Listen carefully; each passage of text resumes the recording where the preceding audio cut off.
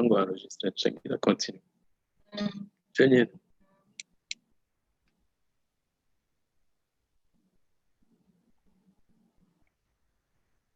Okay, well, hopefully the fourth speaker joins. If not, I'll have to run with it until he does. You could tell Dr. Simeon, you know, Internet watwemerera ni during, and if not, internet watwemerera it's three gentlemen. niyo kumubona rero. Alors, on n'a pas encore reçu le message de Herman Oku, donc du Audace Institute Afrique de Côte d'Ivoire. Je ne sais pas si vous aviez reçu peut-être un message de lui disant qu'il allait nous rejoindre. Mais bon, d'ici 2-3 minutes, on va commencer et puis en espérant qu'il nous rejoigne pendant la discussion.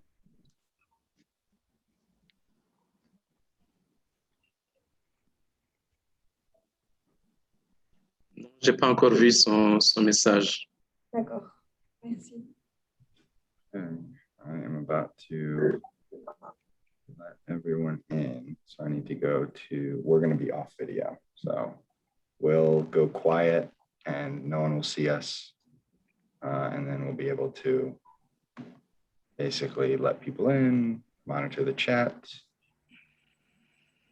etc.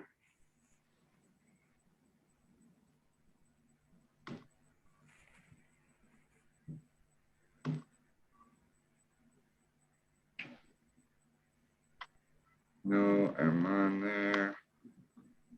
Okay, we are recording. I want to go to speaker view. Can I do that?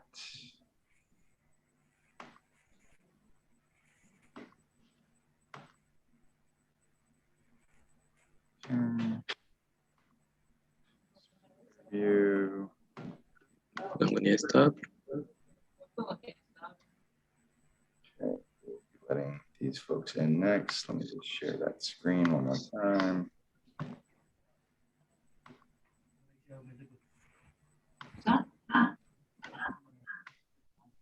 Jenny bon. Oh yeah. Okay, it's 8:15. We're gonna go here.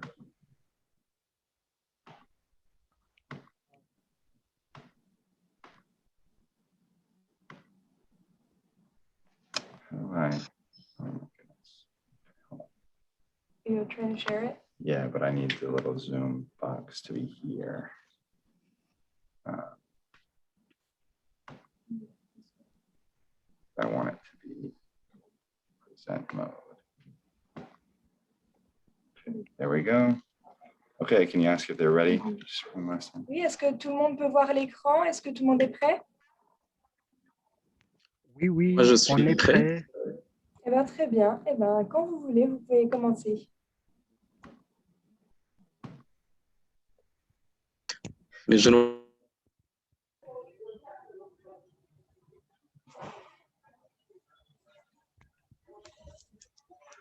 Voilà, alors normalement, on a invité tout le monde donc, dans la salle de meeting. Donc, feu vert pour vous.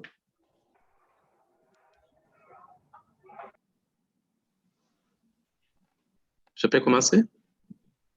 Oui, allez-y. D'accord.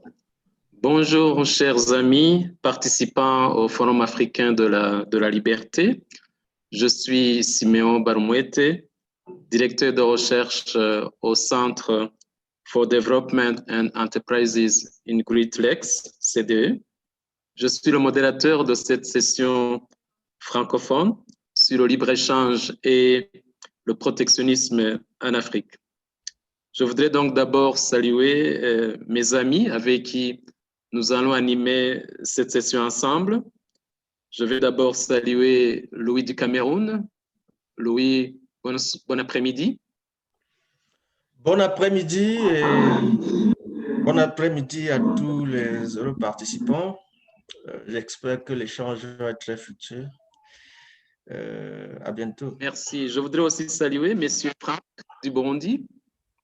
Oui, bon après-midi, professeur. Et je voudrais aussi saluer Je tous suis ceux qui très nous heureux ont... d'être avec vous et d'être avec les participants, les Amis de la Liberté, pour partager ensemble sur le libre-échange et Très bien. Je voudrais aussi saluer tous les participants à Africa Liberty Forum qui nous suivent en ligne. Alors, depuis quelques années, nous sommes témoins des mesures de restriction des échanges entre les pays africains qui frappent surtout les denrées alimentaires. Pourtant, nous savons que le libre-échange fait partie des aspirations profondes des peuples africains et de leurs dirigeants. En témoigne la ratification par la plupart des pays africains du traité du libre-échange continental qui est entré en vigueur le 1er janvier 2021. Notre session donc traite des thématiques très importantes en rapport avec le commerce, le libre-échange et le protectionnisme. Pour en parler, donc, nous avons 3 panélistes. 2 sont déjà là et l'autre peut-être va nous rejoindre. Il s'agit de M. Louis du Cameroun, M. Franck du Burundi et M. Herman qui va peut-être nous rejoindre dans quelques instants. Nous avons donc 1 heure pour échanger sur cette thématique, combien importante pour l'Afrique. Pour commencer donc, je voudrais demander à chaque panéliste qui sont déjà présents de se présenter, de présenter chacun son organisation et nous dire en quelques mots en quoi son organisation aide ou ce qu'il est en train de faire dans la promotion du commerce en Afrique ou dans l'éradication du protectionnisme dans ce pays. Nous commençons peut-être par Eric. Eric du Cameroun. Si vous m'entendez, vous pouvez partager votre présentation, mais aussi ce que vous faites pour la promotion du libre-échange et l'éradication du protectionnisme dans votre pays. Vous avez la parole. Lui du Cameroun. Alors, vous m'entendez, Eric? Louis? Louis, oui. Alors, je suis Louis-Marie Cardeux, j'appartiens à la CAFU Policy Institute et c'est un think tank au sein de la fondation. Allô?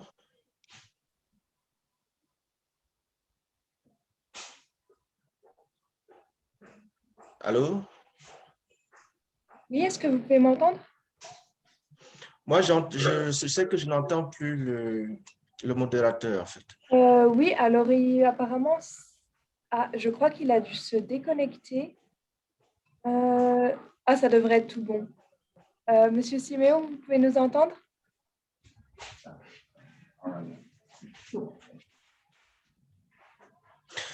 Monsieur Siméon? Son micro est fermé.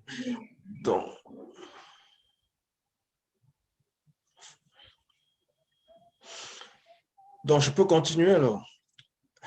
Oui. Oui, allez-y. OK, merci beaucoup. Je disais donc que je suis de la CAFU Policy Institute, qui est un think tank au sein de la fondation Denis et Lenora Foundation, qui est basée à Yaoundé et qui défend la liberté économique.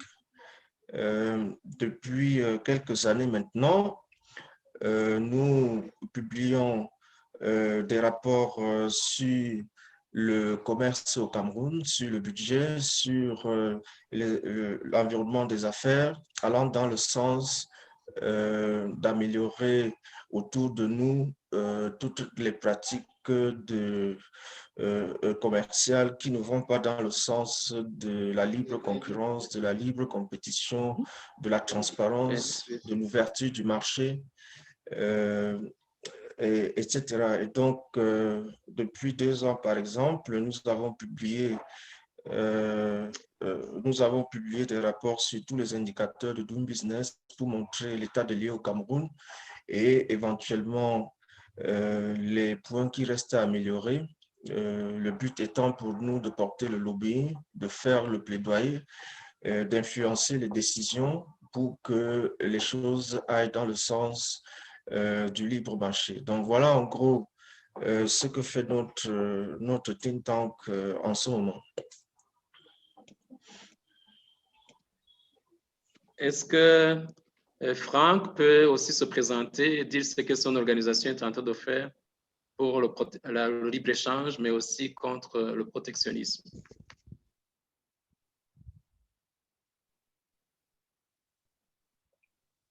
OK, Franck, vous mais m'entendez? merci beaucoup. Oui, je vous entends très bien. Et vous? Je vous entends très bien. Moi, je vous entends très bien. OK, Je- alors moi, c'est Dr Franck Arnaud de Rukwigira du Burundi. Et je suis directeur d'un projet, d'un think tank qui s'appelle Center for Development and Enterprises Great Lakes, qui est un think tank, un peu de mots pour le résumer, qui essaye de réduire les obstacles de la prospérité et surtout dans la région des Grands Lacs. Et un peu de mots, je peux me présenter comme ça, mais si je peux dire que fait notre think tank dans le cadre de la liberté, de la libre-échange et du protectionnisme, c'est un think tank qui a essayé d'analyser et qui a vu qu'il y avait une partie de la population qui avait une opportunité, mais qui ne profite pas.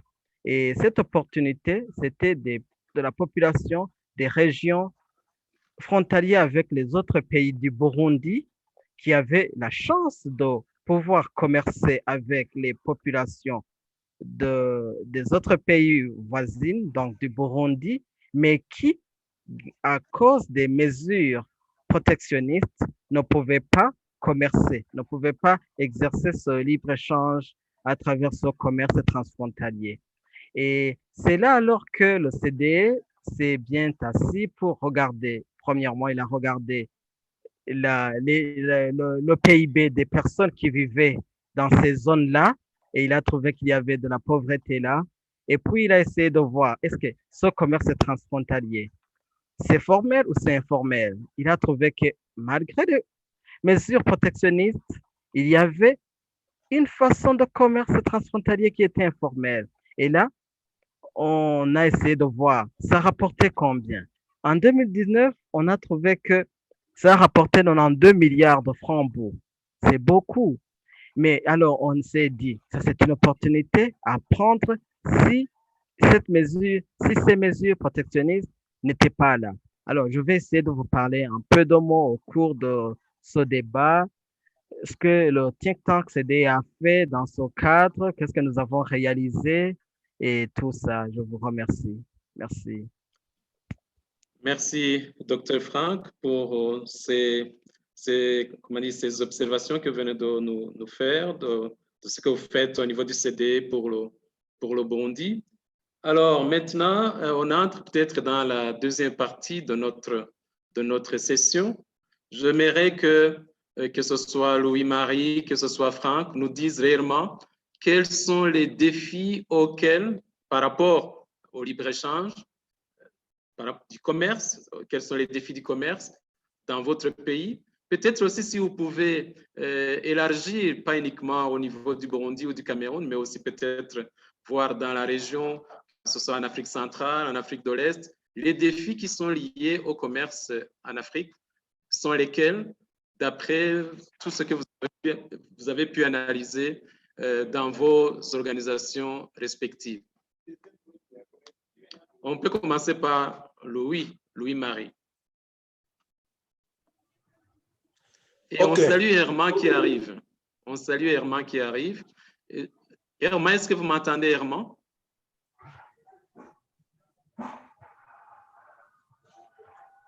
Ça va, j'entends très bien, Siméon, j'entends très bien, ça va, je vous suis depuis. Alors, Herman, on venait vraiment de nous présenter. Est-ce que vous pouvez vous présenter auprès de nos participants, dire ce que vous êtes, mais aussi ce que fait votre organisation pour la promotion du libre-échange, mais aussi vraiment pour lutter contre le protectionnisme en Côte d'Ivoire? Très bien, merci beaucoup, Siméon. Je suis Herman Oku, donc directeur scientifique de Audace Institut Afrique. Donc, on est un think tank libéral basé à Abidjan. On a des activités dans la sous-région. Et en matière de protectionnisme, de libre-échange, d'abord, l'Institut s'attache à suggérer aux politiques des mesures concrètes de libéralisme, du moins de participation par des méthodes bottom-up, donc de prise en compte des initiatives locales, parce que, je vais en venir, c'est un lien avec le protectionnisme. En matière de cacao, on sait que la Côte d'Ivoire est un des leaders. Les planteurs de cacao ne sont pas toujours associés, n'est-ce pas, aux prises de décision. On ne tient pas compte de leurs projets, de leurs organisations. Tout est décidé tout en haut. Et bien souvent, le libéralisme, ou du moins la liberté qu'on pense leur avoir donnée, n'est pas effective. Donc, on essaie donc, en faisant la jonction entre les acteurs locaux, les entreprises, j'ai parlé des planteurs de cacao, mais en amont, il y a des entreprises, des investisseurs, nationaux comme internationaux, et les gouvernants, pour indiquer là où il serait important de donner beaucoup de possibilités à tous les secteurs d'activité, tant aux associations professionnels comme les planteurs de cacao avec qui on travaille ou les entreprises privées, qu'elles soient internationales ou nationales. Donc, on fait vraiment cette interaction et on a réussi modestement à avoir certains points, notamment en matière agricole, en matière de cacao, en matière de foncier, etc. Voici un peu le travail qu'Audace Institut réalise dans la sous-région depuis Abidjan. Merci beaucoup, Herman, et bienvenue aussi dans cet échange, dans cette session. J'étais en train donc de dire qu'on aborde la deuxième partie concernant les défis du commerce en Afrique. Je voudrais donc vous demander de nous parler un peu des défis du commerce en Afrique. Je prie donc chacun d'entre vous d'insister sur les défis auxquels font face les commerçants de son propre pays et si possible aussi les commerçants de sa région, peut-être pour l'Afrique occidentale francophone, mais aussi, ça c'est pour Herman, et pour l'Afrique centrale, c'est pour Louis-Marie, mais pour l'Afrique orientale, nous avons Franck. Donc, on peut commencer par Louis-Marie, à qui j'avais donné la parole, mais par après que je l'ai retiré. Je pense qu'il va m'excuser. Non, bien sûr, il fallait accueillir Herman. Oui. Disons que pour le Cameroun et l'Afrique centrale, je vais peut-être fixer le cadre légal où on en est. Ensuite, ça va permettre de voir les écarts qu'il y a dans l'application et éventuellement les défis qu'il faut relever. Il faut dire que dès 1989, le Cameroun a opté pour l'économie du marché. Cela a fait l'objet d'une loi. En 1995, le Cameroun a ratifié par décret les accords de l'OMC, qu'on appelle les accords de Marrakech. En 1998, le Cameroun a fait voter deux lois, une loi sur la concurrence et une autre sur la concurrence déloyale sur le marché, question de fixer le cadre et de promouvoir l'égalité de traitement sur le marché. En 2014, le Cameroun a ratifié les accords APE avec l'Union européenne. Voilà un peu où on en est et nous avions très récemment les accords de libre-échange continental. Voilà, donc sur le plan légal, on peut dire que le pays est bon, que le pays est tout bon, qu'il y a tout ce qu'il faut. Au niveau sous-régional, pour ce qui concerne par exemple le libre-échange, beaucoup d'autres pays de la CEMAC se sont engagés aussi dans des accords de APE avec l'Union européenne. Et donc, normalement, c'est tout bon. Au niveau de la CEMAC aussi, on observe la libre circulation des biens et des personnes, même s'il y a encore des défis dans l'opérationnalisation. Ça, c'est le cadre. Maintenant, dans la faisabilité, dans l'opérationnalisation, il y a au quotidien au Cameroun au moins 4 défis, 4 problèmes auxquels font face les commerçants. Je vais d'abord parler de la concurrence déloyale. Il existe encore sur le marché camerounais beaucoup de concurrence, de points de concurrence déloyale. Je peux donner 2 exemples pour illustrer. Premier exemple, c'est sur les subventions. Vous avez sur le marché camerounais aujourd'hui la concurrence entre les produits subventionnés et les produits non subventionnés. C'est généralement les produits locaux, les produits issus de l'activité nationale, des entreprises nationales, contre les produits issus des importations, notamment les importations de la zone de l'Union européenne qui entrent aujourd'hui sans restriction et qui font concurrence avec les produits locaux non subventionnés. Et cela pose un problème d'égalité de traitement sur le marché. Et du point de vue du libre-échange, c'est une réelle préoccupation. Il y a encore, par exemple, les questions de règles d'origine qui ne sont pas toujours claires. Par exemple, quand on parle de produits en provenance de la zone de l'Union européenne, il s'agit de quoi? Est-ce qu'il s'agit des produits fabriqués dans l'Union européenne? Est-ce qu'il s'agit des produits qui ont transité par l'Union européenne? Ça, ce sont des questions qui ne sont pas toujours claires et qui aujourd'hui finalement posent des problèmes de concurrence déloyale sur le marché. Par exemple, si vous avez des produits chinois qui transitent par la zone de l'Union européenne, cela entre au Cameroun aujourd'hui en respectant les mêmes conditions qu'offrent les accords APE avec l'Union européenne. En réalité, ce ne sont pas les produits européens. Et donc, il y a tout cela qui se discute et qui fait l'objet de la concurrence déloyale. Il y a encore, s'il faut dire, des vraies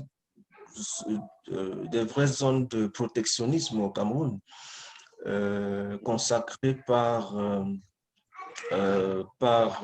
des textes réglementaires suite à la pression populaire. Et ça, c'est le deuxième point, le deuxième défi que je relève. Un secteur comme celui de la volaille est protégé au Cameroun. Il y a eu entre 2003 et 2006 un mouvement populaire qui s'est opposé aux importations massives des découpes de poulet congelés, ce qui fait que, en fin de compte, le gouvernement camerounais est arrivé à interdire les importations de découpes de poulet congelés sur son territoire.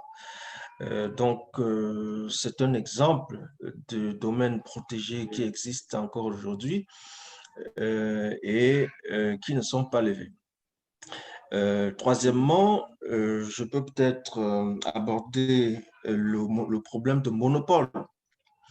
Il y a encore des secteurs qui affrontent le quasi-monopole au Cameroun depuis des années d'indépendance. Je peux parler par exemple du secteur de l'électricité. Ce n'est pas complètement libéralisé. Je peux parler du secteur des matériaux de construction. Ce sont des domaines où il y a encore un fonctionnement monopolistique très important. Et après, on peut voir, comme on le sait, les conséquences sur la consommation en termes de qualité et de quantité. Par exemple, il y a beaucoup de délestage en ce moment au Cameroun. Je parle maintenant dans un environnement sans électricité. J'espère que l'autonomie de mon ordinateur va tenir jusqu'à la fin. Donc ça, ce sont les réalités du pays et ça, c'est dû au fait qu'on a encore ce secteur qui traverse un quasi-monopole.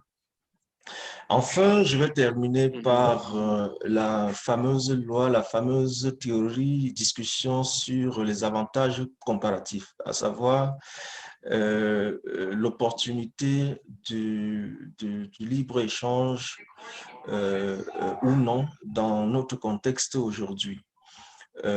Quand je parle d'avantages comparatifs, c'est que dans des secteurs comme l'agriculture, qui représente environ 73% de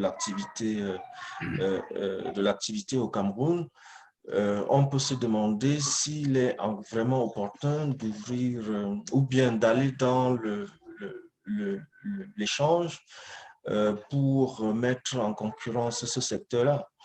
En réalité, les échanges ne permettent pas aujourd'hui, ne sont pas gagnants-gagnants, comme on pourrait s'y attendre, parce que l'on donne ou l'on reçoit ce qu'on a déjà, ce qui n'est pas du point de vue économique une bonne opération en tout cas. Et donc, tout ça se discute aujourd'hui, l'opportunité d'échanger et de signer des accords avec des pays où l'on obtient plus ou moins ce que l'on a déjà au pays. Et donc, il aurait été intéressant de bien cibler cette affaire d'avantages comparatifs et puis d'aller chercher ce qu'on n'a pas pour l'instant.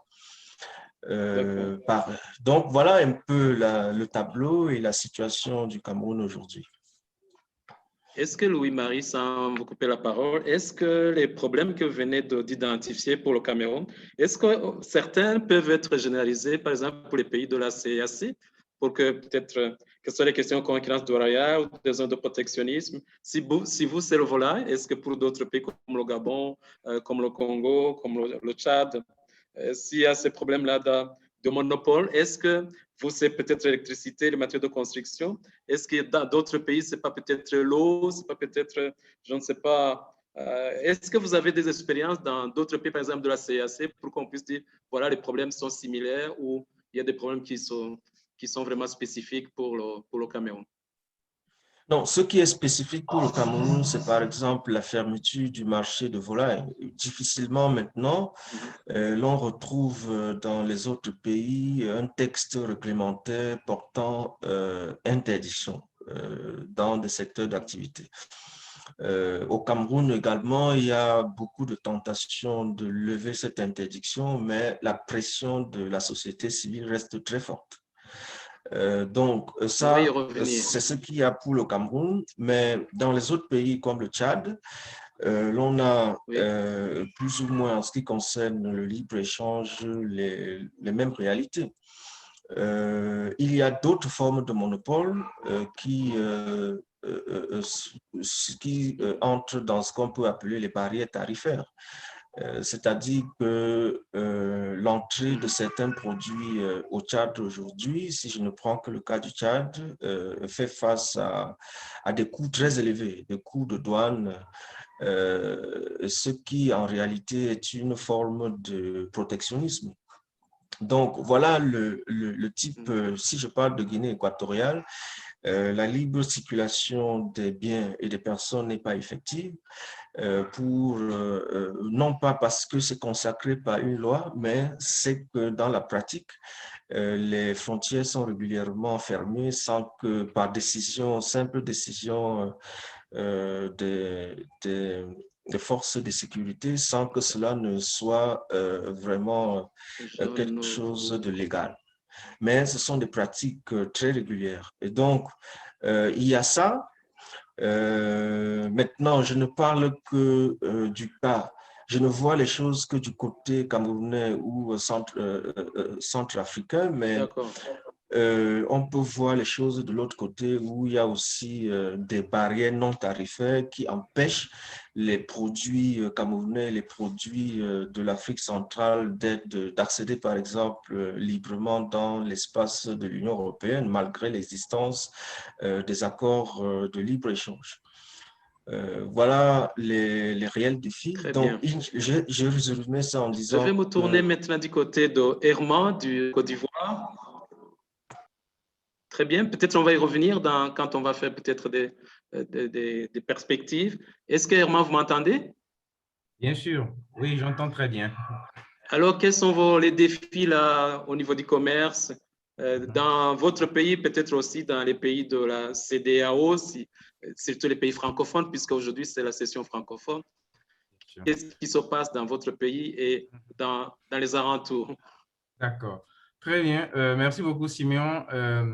Je dirais, pendant que Louis-Marie parlait, je disais, mais c'est ça, l'intégration est vraiment une nécessité parce que nous avons les mêmes problèmes.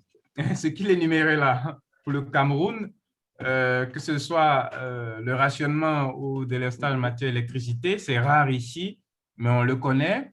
Que ce soit la question de concurrence, c'est pareil ici, la concurrence déloyale. Qu'il s'agisse des monopoles en matière d'électricité et d'énergie, c'est la même chose en Côte d'Ivoire. Voilà. Donc, à plusieurs centaines de kilomètres d'écart, on connaît les mêmes réalités. Donc, pour ne pas revenir sur ce que Louis-Marie a dit, j'aimerais juste souligner deux choses en termes de défis. La première, c'est concernant les produits même à échanger et ensuite relativement au contexte. Sur les produits, pour échanger, pour qu'il y ait libre-échange, pour qu'on puisse échanger, il faut d'abord qu'il y ait des produits. Il faut quelque chose à échanger. Voilà. Et donc, parfois, oui, on peut parler de libre-échange de manière éthérée, l'évoquer comme un vœu pour tous, oui, mais il faut avoir des choses à échanger. Je parle de toute la sous-région. Au Nigeria, au Bénin, en Côte d'Ivoire, nos pays ne sont pas autosuffisants parce qu'ils ne produisent pas assez. On importe du riz d'Asie, de Thaïlande, de partout, de Chine, alors qu'il y a plusieurs bas-fonds dans plusieurs villes de la sous-région, mais il n'y a pas suffisamment d'acteurs locaux capables de rendre autonomes nos pays en riz. Hein? Ça vaut voilà, plusieurs pays d'à côté, en Côte d'Ivoire également. On n'est pas autonome pour ce qui est de, que dis-je, la tomate, par exemple. Hein? La Côte d'Ivoire importe de la tomate d'Italie, alors qu'il y a plusieurs paysans qui ont de la tomate au centre de la Côte d'Ivoire. Je vous cite Boisflé, c'est à côté de Yamoussoukro. Des tomates pourrissent alors qu'on en importe à Abidjan. Bon, ce genre de situation, donc, pour dire qu'il faut des produits, il faut que les gens produisent, il faut des entreprises qui se créent librement, rapidement, qui ne sont pas seulement accompagnées. En général, on parle d'accompagnement du commerce, de l'activité. Non, il faut les laisser libres.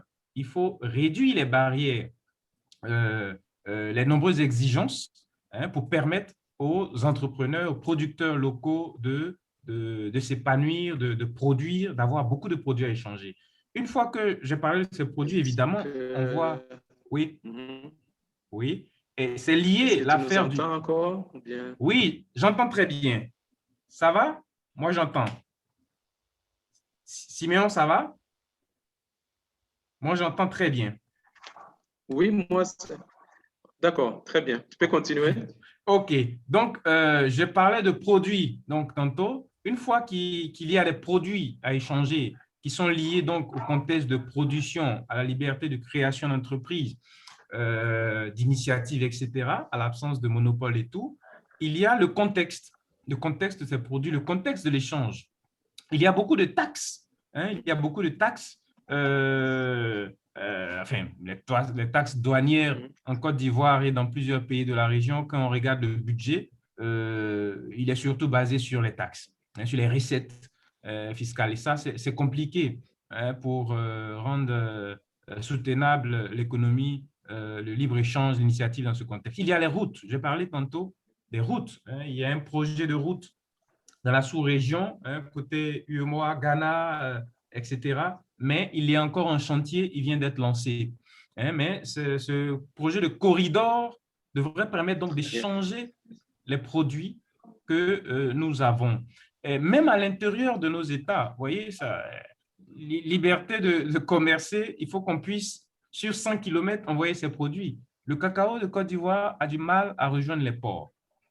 Bon, c'est fait parce qu'on en a besoin. Je l'ai dit, il y a des tomates qui pourrissent à 400 km d'Abidjan et qui ne peuvent pas arriver nourrir la population et on importe des tomates d'Italie. Donc, ces problèmes infrastructurels et structurels sont un frein à la libre concurrence, à la liberté de commercer. Donc, ça fait partie des défis. Voilà, donc je vais faire bref pour qu'on puisse échanger plus longuement après, mais voilà, m'arrêter là. Donc, des produits à échanger, et donc c'est lié au cadre de la liberté d'entreprise, et puis les infrastructures, le contexte local comme défi à relever. Merci.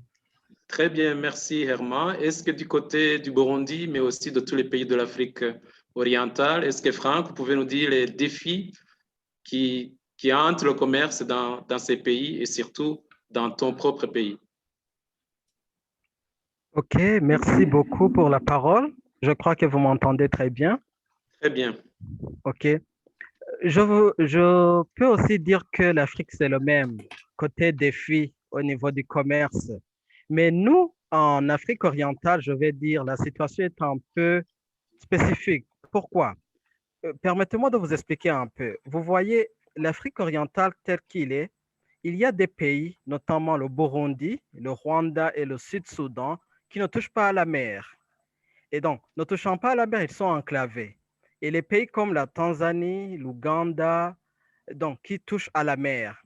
Et quand des pays enclavés pratiquent le protectionnisme, c'est-à-dire ils s'enferment eux-mêmes sur eux. Et dans notre région, alors, il y a des lois qui sont là comme premier défi, qui sont protectionnistes, qui se voient, qui sont là. Tenez par exemple, on remarque un pays comme le Burundi, enclavé, qui dit maintenant il est interdit d'importer le maïs ou la farine de maïs. Et comme ça, il cherche une excuse disant que c'est mal pour la santé. Mais comme mon ami Herman l'a dit, est-ce que la production nationale est suffisante pour nourrir toute la population? Point d'interrogation. Et on voit aussi, ce n'est pas seulement au Burundi, on voit dans les pays comme la Tanzanie et l'Ouganda, l'un dit, maintenant, la Tanzanie dit il est interdit d'importer le lait produit en Ouganda. Et même chose, l'Ouganda rétorque, il fait le principe de réciprocité. Alors, vous voyez, c'est ce défi-là que ces entreprises qui produisent ce lait, ces entreprises qui produisent ces farines de maïs, ces commerçants qui font ça, qui cultivent ces maïs, ces éleveurs-là, rencontrent ce premier défi des lois protectionnistes entre les États qui entravent leur commerce. Deuxièmement, il y a la situation politique qui prévaut dans la région des Grands Lacs. Là, je parlais beaucoup des hauts niveaux frontaliers. Je vous ai dit que notre think tank s'intéresse beaucoup à la commerce transfrontalière. Et là, on voit par exemple entre le Rwanda et l'Ouganda, un pays décide de fermer la frontière. Et là, c'est-à-dire que le commerce transfrontalier vient au point mort, c'est-à-dire plus d'échanges. Et on peut aussi parler, et ces problèmes-là de frontières, ce n'est pas seulement aux côtés du Rwanda et de l'Ouganda. Il y en a aussi du côté du Rwanda et du Burundi. C'est difficile de trouver un produit rwandais sur le sol burundais.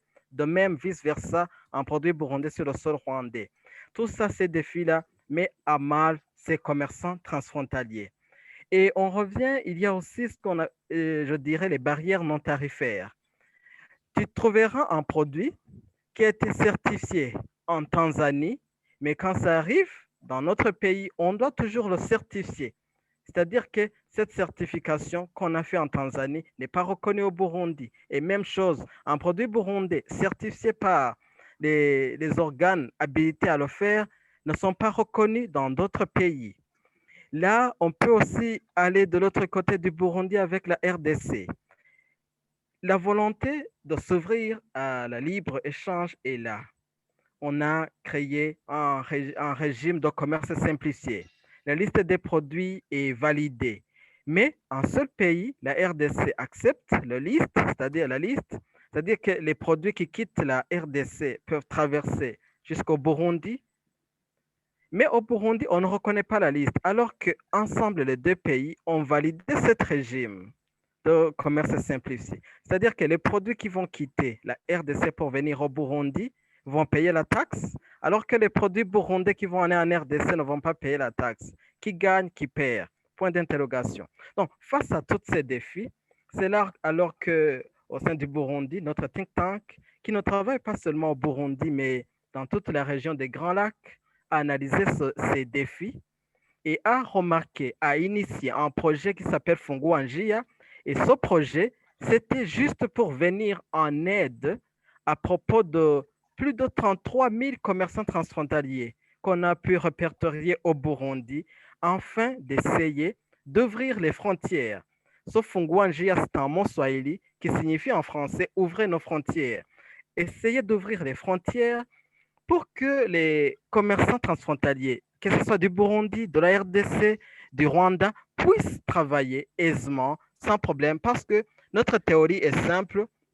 Pour nous, l'intensification en fait, des échanges, ça accroît la prospérité dans ces pays, dans nos pays. Et c'est pour la raison que, après avoir énuméré tous ces défis, nous avons essayé de trouver des solutions afin d'avoir des impacts qui sont là. Je crois que si vous nous donnez l'occasion, on va en parler. Il y avait des barrières physiques. Avant notre projet, on avait plusieurs barrières physiques, notamment des policiers au niveau frontalier. Et petit à petit, ces barrières maintenant ont été réduites. Il y a eu des barrières réglementaires. Là, je parle beaucoup de la bureaucratie.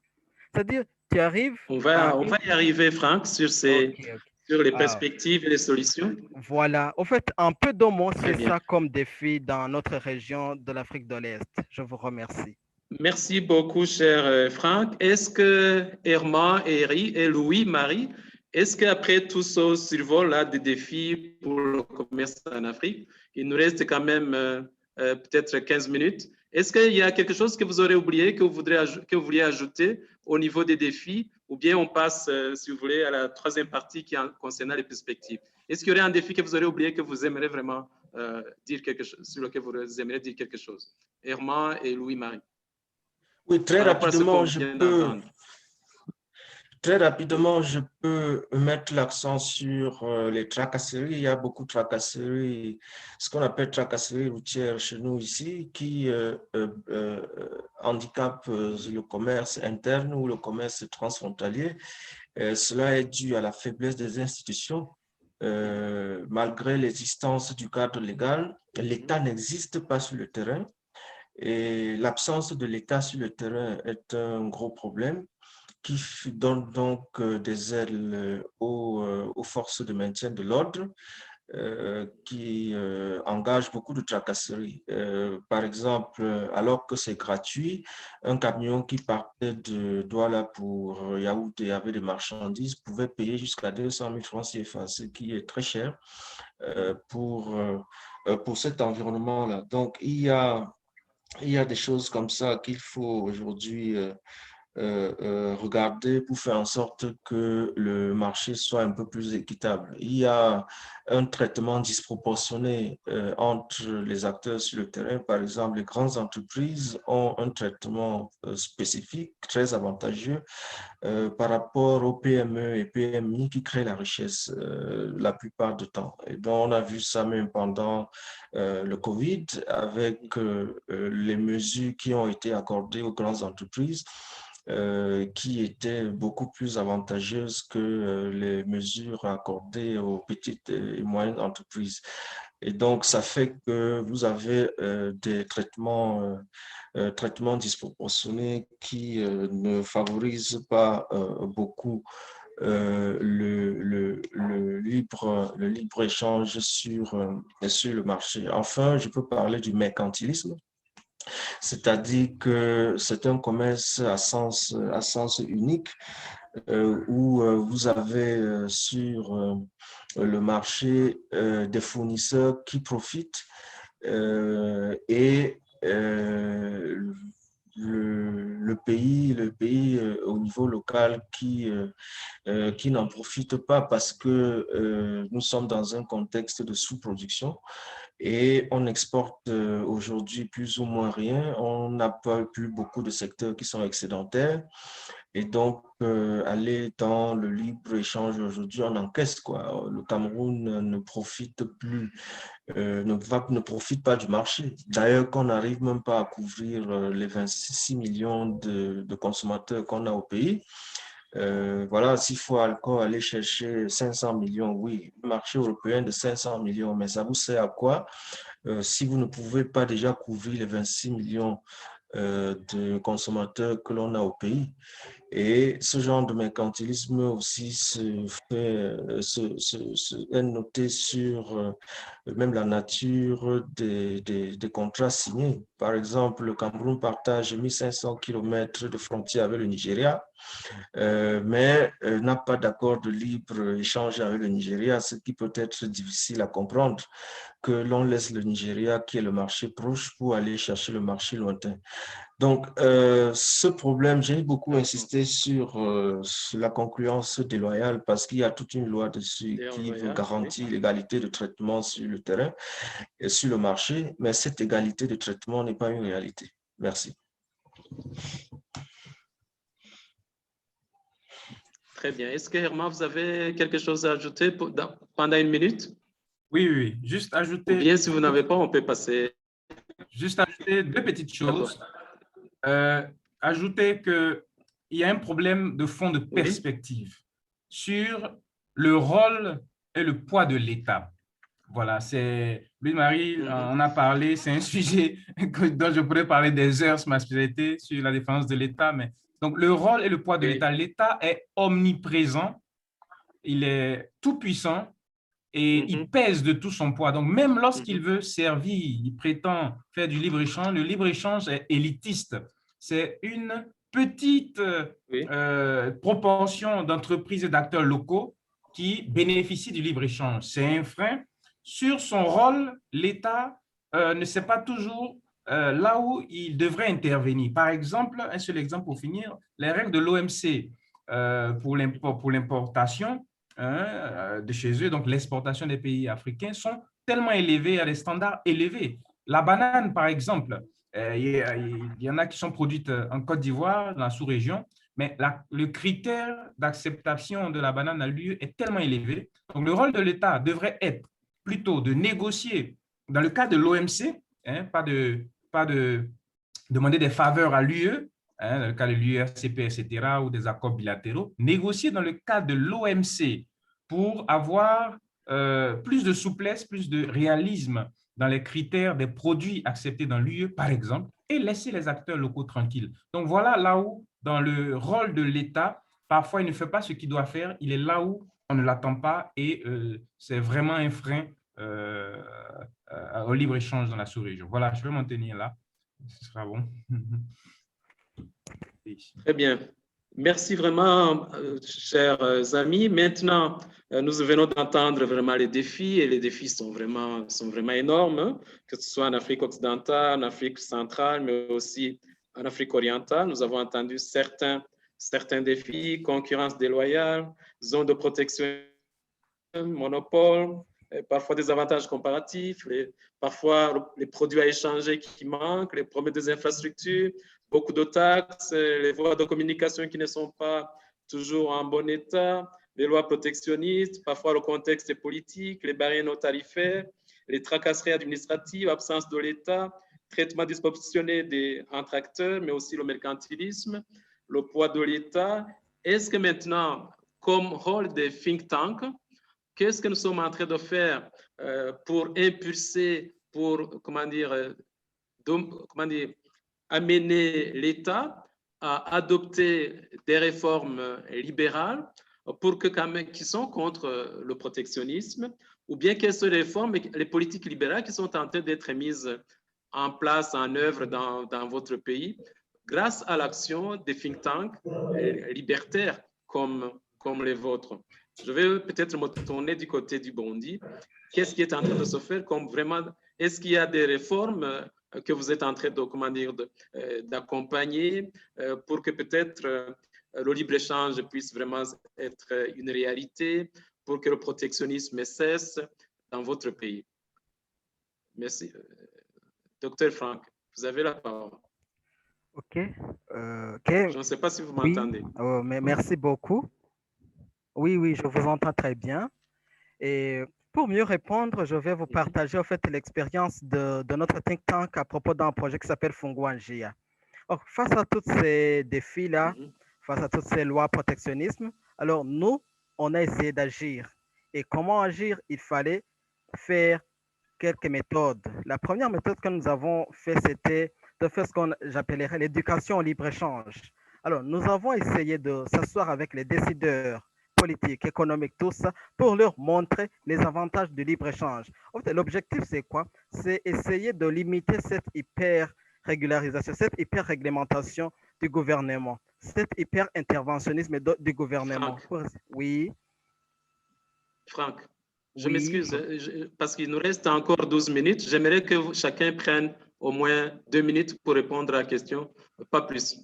Merci. Très bien. OK, merci. Alors, pour nous, la première solution, c'est essayer de limiter l'hyper-interventionnisme du gouvernement. Il faut laisser le commerce, n'importe que ce soit le commerce extérieur, que ce soit le commerce transfrontalier, se réguler elle-même. Les prix, tout ça. Deuxièmement, il faut qu'il y ait la suppression des barrières non tarifaires. Ouais, c'est très important. Et il faut surtout que les commerçants eux-mêmes comprennent d'abord quels sont leurs droits, quels sont leurs devoirs. Parce que, par exemple, tu trouves quelqu'un qui doit payer un passeport pour 100 dollars dans un pays avec un PIB aussi faible comme nos pays de l'East African Community. Et là, il faut essayer de chercher.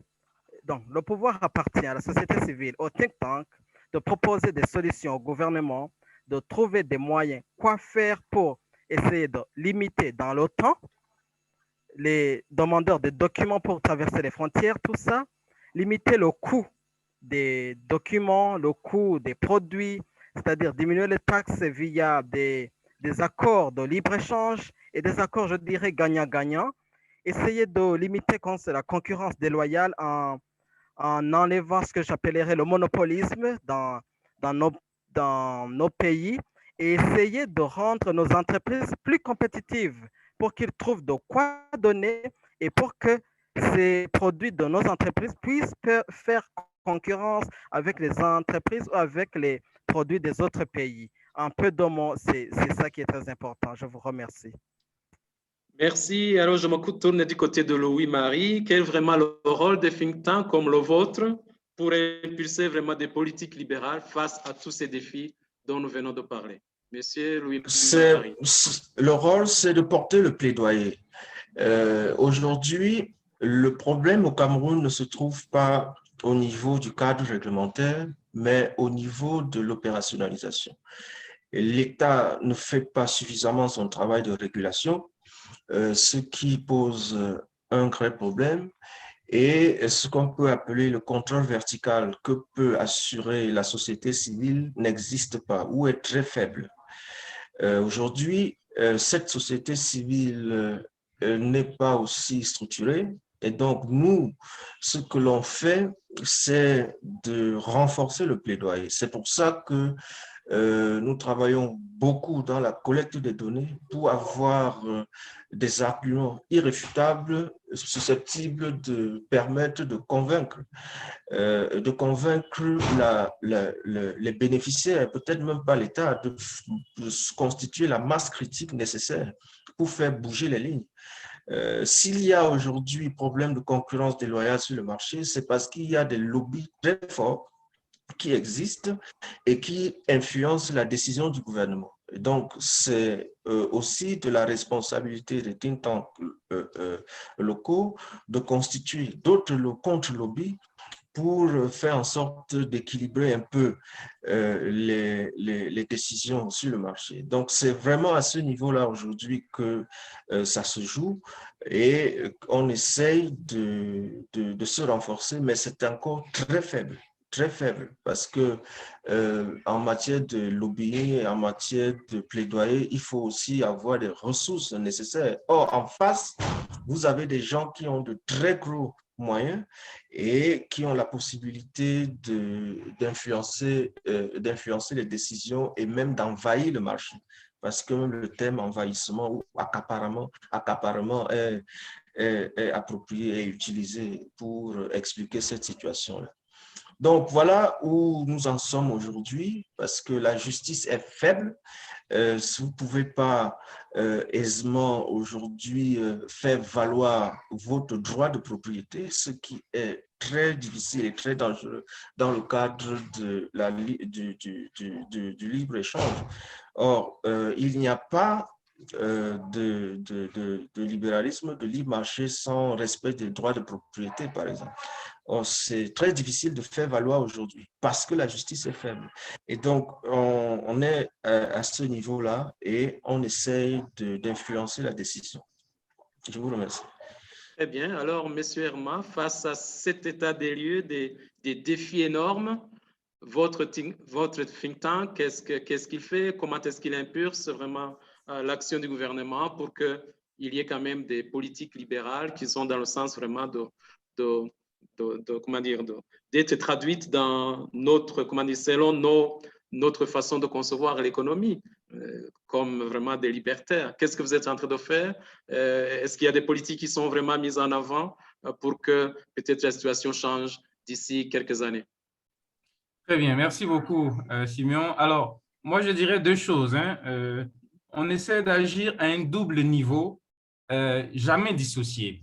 C'est vrai que le début de la question de Simeon répond au premier effort qu'on fait et après, il a parlé de l'esprit libéral selon notre esprit. Donc, nous, on pense qu'il faut agir à la fois constamment au niveau des gouvernants et au niveau des citoyens. Parce qu'on est dans un contexte, et là, c'est le contexte africain qu'on a évoqué tout à l'heure qui est similaire. Alors, au niveau des gouvernants, il faut précisément ce qu'Audace Institute fait, c'est un des éléments importants, c'est l'index de la liberté économique, l'index de la liberté économique qu'on présente. On travaille en partenariat avec le Fraser Institute, soutenu très souvent par Atlas. Et donc, très régulièrement, on présente cet index de la liberté économique comme moyen pour aiguillonner les gouvernants, pour poser un grand débat national avec la presse, avec tous les acteurs, et concrètement montrer là où on en est. Voilà, le classement concret, des chiffres très concrets, et donc ouvrir des perspectives, je résumerai comme ça, ouvrir des perspectives aux gouvernants, parce que quelquefois, ce n'est pas une expérience, par méconnaissance, et on le sait, les acteurs politiques ont des contraintes d'agenda politique qui sont dans le temps. Et donc, il faut leur ouvrir des perspectives, leur montrer là où on pourrait faire plus dans le cadre des politiques économiques. Les exemples sont légion en matière de propriété, en matière de foncier. On sait que la terre est un problème très important en Côte d'Ivoire. On a travaillé beaucoup à accompagner les politiques du gouvernement dans le sens libéral pour que les acteurs du foncier rural, notamment, soient autonomes, ça puisse servir de base, n'est-ce pas, aux nombreux produits agricoles, notamment le cacao, etc. Donc, agir au niveau des gouvernants, c'est le premier niveau. On échange beaucoup avec eux, on est très présent, mais aussi, je pense qu'il ne faut pas s'arrêter aux politiques libérales. Et là, c'est la note d'optimisme que j'aimerais donner et que nous, on a à Audace Institute, d'où le nom d'Audace, cette audace de penser justement demain, de penser aux jeunes. Donc, au niveau des citoyens, par exemple, on organise des trainings constants avec des groupes de jeunes, avec des groupes de leaders. Là, avec la fondation Friedrich Naumann Stiftung, on a commencé une école de la liberté qui va s'étendre sur plusieurs semaines. Donc, on ne manque pas d'être aux côtés des acteurs locaux, au niveau des jeunes notamment, au niveau d'autres associations de la société civile qui voudraient bien nous interpeller, nous demander un accompagnement et un éclairage pour que les acteurs locaux, donc eux, si on ouvre des perspectives aux gouvernants, aux citoyens, il faut ouvrir des horizons. Voilà, parce que les gens sont dans un cadre africain avec les pesanteurs traditionnels, avec les habitudes, la démocratie qui est encore éloignée. Il faut ouvrir des horizons aux gens, leur montrer que c'est possible, que les politiques libérales donnent beaucoup de chances, donnent beaucoup d'opportunités et que c'est un chemin réel de salut pour l'Afrique, non seulement en termes économiques, mais en termes sociaux, en termes de prospérité. Donc, c'est sur ces deux niveaux que nous essayons d'agir très souvent, non seulement en Côte d'Ivoire, mais depuis Abidjan, dans la sous-région, souvent on a des activités un peu partout. Voilà un peu l'effort qu'Audace Institute fait et voilà son orientation. Merci beaucoup. Merci. Malheureusement, le chat s'est, comment dire, désactivé. Je ne vois pas si vraiment des gens qui sont en train de nous suivre auraient posé une question ou une autre. Est-ce que nous avons encore 3 minutes? Est-ce que, Dr. Frank, il y a quelque chose que vous aurez oublié, que vous aimeriez ajouter? Désolée. Par rapport à ce que vous faites? Je suis désolée de vous Jacques? passer la parole. Donc, en fait, on va terminer la session puisqu'on a la dernière session générale qui commence donc à 15, donc dans 3 minutes. Oui. C'était vraiment une merveilleuse discussion. Merci à tous d'avoir participé, d'apporter vos pensées et vos idées. C'est vraiment super. Et puis, je vous invite à rejoindre notre dernière session générale, donc avec Magath Wade, qui va nous parler sur pourquoi l'Africa devrait avoir plus d'innovation et d'entrepreneuriat sur le continent. Merci beaucoup. Merci. Non, c'est à moi de remercier les panélistes. Nous avons appris beaucoup de choses à travers cette session. Les défis sont là, mais il nous appartient à nous, libertaires, de tout faire pour aider nos gouvernements à implémenter des politiques économiques libérales, à réduire et éradiquer avec